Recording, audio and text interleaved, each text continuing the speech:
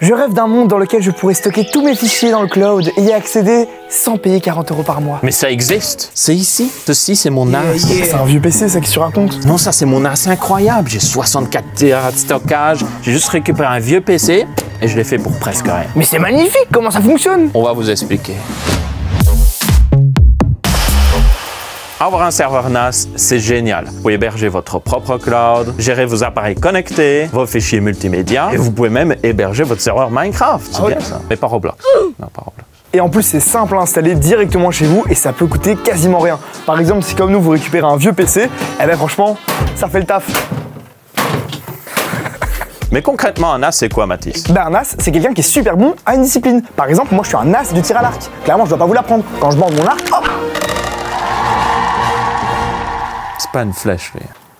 Plus sérieusement, un NAS, comme son nom l'indique, c'est Network Attached Storage. En français, c'est basiquement un disque dur qui est raccordé à votre réseau. Mais du coup, quels sont les avantages d'avoir un NAS plutôt que d'utiliser des solutions plus simples? Le premier point, c'est au niveau du stockage. Ça vous permet de stocker tous vos fichiers chez vous, mais également d'y accéder en ligne. Et le deuxième point, c'est que c'est également plus sécurisé parce que si vous avez plusieurs disques durs, vous pouvez mettre en place des systèmes de redondance des données, ce qui vous permet que si un disque brûle, vous avez les mêmes données sur le deuxième. Ce qui est important dans ce cas des Mathis, c'est que vous avez vraiment votre cloud à la maison. Donc tout le monde dans votre famille peut y accéder et vous pouvez même donner un accès en ligne. Donc, si vous avez mamie, papy qui veulent accéder aux fichiers, par exemple photos et tout ça, ben, ils peuvent le faire. Et vous gardez le contrôle sur vos données. C'est vous qui les possédez et pas une société tierce quelque part dans le monde. Une autre fonctionnalité d'un NAS, c'est par exemple de pouvoir l'utiliser comme serveur multimédia qui va pouvoir être utilisé pour tous vos appareils, vos consoles, vos télés, un peu partout chez vous si vous le désirez. Et d'un côté, vous pouvez y stocker vos fichiers personnels, par exemple vos photos de vacances ou d'autres fichiers importants qui vous sont personnels, ou également des contenus tiers comme de la musique, vos films préférés, vos séries, voilà. Et évidemment que des contenus que vous possédez ou que vous avez acheté.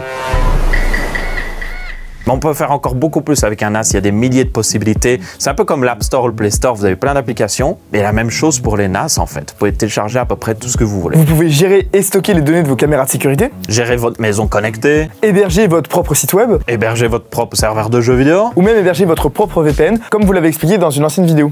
C'est bien gentil tout ça, toutes ces belles promesses, mais en gros tu payes un abonnement Dropbox et Netflix et t'as exactement les mêmes services en ligne sans te casser la tête. Bah oui, tu pourrais viser la simplicité, mais tu rajoutes l'abonnement Dropbox, 10 € par mois. T'as un abonnement peut-être pour tes caméras de sécurité, il te stocke en ligne tes vidéos, 10 € par mois encore en plus. L'abonnement Netflix, l'abonnement peut-être Spotify. Tu rajoutes tous ces abonnements et tu payes aussi bien 50 €, 100 € par mois. Ton NAS, il va te coûter beaucoup moins cher. C'est vrai qu'en ce moment, le prix d'un HDD, d'un disque dur, c'est pas très élevé non plus. Faut un petit peu de puissance, mais pas trop. On peut s'en sortir pour 100 € plus ou moins si jamais on a encore un vieux PC qui traîne, ou maximum, et en partant sur des solutions toutes faites et proposées par les grandes marques comme Western Digital, QNAP ou Synology pour environ 400 à 600 € maximum. On a vraiment une dinguerie. Ouais, mais moi, j'ai pas envie de payer 600 balles pour faire un NAS.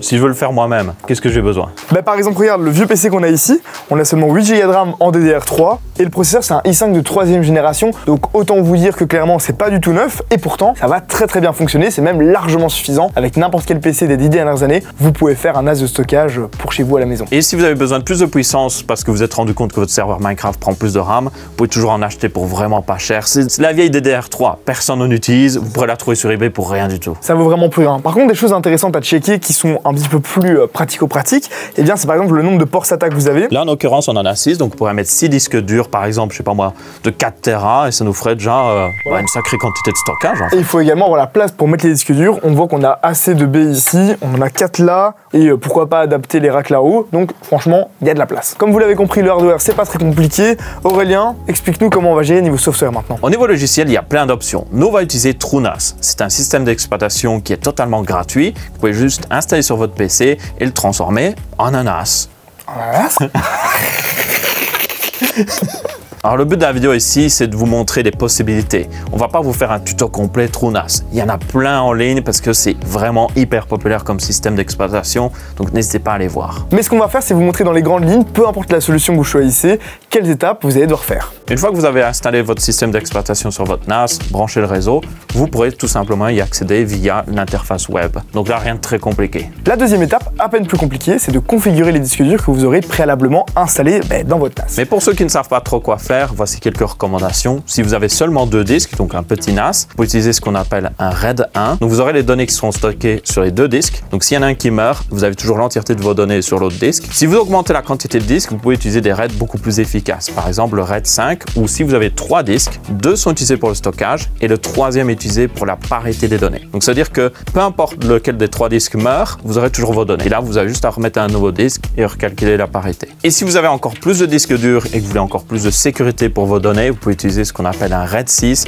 Donc là, vous aurez 2 disques qui sont utilisés pour la parité. Donc, vous perdrez en capacité de stockage en échange de cette sécurité. Mais si 2 disques meurent, vous avez toujours vos données, ce qui est vraiment bien. Et là, vous aurez besoin de 4 disques minimum pour faire ça. Mais plus vous en avez, plus vous aurez de stockage, évidemment. Maintenant qu'il y a des disques, c'est bon, c'est fait, c'est configuré. Il n'y a plus qu'à s'occuper des moyens de partage, parce que pour l'instant, vous pouvez accéder à votre NAS directement via l'adresse IP locale. Mais si vous voulez accéder depuis Internet, là, il faudra rediriger les ports. Donc, il faudra dire à votre routeur de renvoyer les gens vers l'adresse IP locale de votre serveur NAS, ou sinon, vous ne pourrez pas y accéder. Donc, c'est un petit peu plus compliqué si vous voulez y accéder depuis Internet, mais ça se fait. Il y a beaucoup de tutos qui existent. Avoir un serveur NAS, c'est super cool. Mais avoir un serveur NAS qu'on peut accéder depuis n'importe où dans le monde, c'est encore mieux. Et avec un VPN, c'est encore plus facile. Je vous explique. Quand on met son NAS en ligne pour pouvoir y accéder depuis Internet, il faut mettre en place ce qu'on appelle la redirection de port. Mais si on le fait mal, ça risque d'être la cata. Mais en réalité, c'est très simple. Quand vous téléchargez un fichier depuis Internet ou quand vous appelez sur WhatsApp, en fait, vous utilisez l'adresse IP de votre fournisseur d'accès à Internet, mais pas le même port. On utilise par exemple le port 23 pour les emails, le port 80 pour visiter des sites Internet, mais il existe 2 types de ports. Les ports par défaut, comme ceux que je viens de vous montrer, ou alors il y a les ports configurables, qui peuvent aller jusqu'au numéro 65 535, ça fait beaucoup. Donc si vous exposez votre NAS sur Internet, il est absolument crucial de ne pas exposer les ports par défaut, sinon c'est un risque supplémentaire de se faire pirater. Et c'est là que le VPN intervient. Comme vous savez maintenant comment le mettre en place, c'est assez facile à installer et vous pouvez même l'installer sur le NAS lui-même comme une simple appli. Le NAS et le VPN sont complémentaires pour assurer la sécurité de vos données personnelles, que ce soit à vos proches ou à vous en déplacement. C'est bon, votre NAS est enfin configuré, vous n'avez plus qu'à vous éclater avec toutes les choses dont on a parlé dans cette vidéo. Il y a également beaucoup de possibilités qu'on n'a pas pu relever, donc n'hésitez pas, il y a des stores avec des centaines, des milliers, des milliards d'applications, amusez-vous. Bon, peut-être pas des milliards, mais il y en a pas mal et vous pouvez installer à peu près tout ce que vous voulez, des serveurs de fichiers, des trucs pour voir des séries en ligne et tout ça, allez-y, légalement bien sûr. On espère que cette vidéo vous aura peut-être fait découvrir une passion pour les NAS. Si c'est le cas, n'oubliez pas de vous abonner, de liker la vidéo, d'activer la cloche, de regarder les autres vidéos sur la chaîne d'RTBF-XP et nous dire dans les commentaires combien de stockage vous avez dans votre PC ou dans votre NAS. Par exemple, vous pouvez regarder la vidéo sur comment nettoyer un PC, parce que celui-là, il en a bien besoin. Au revoir, salut.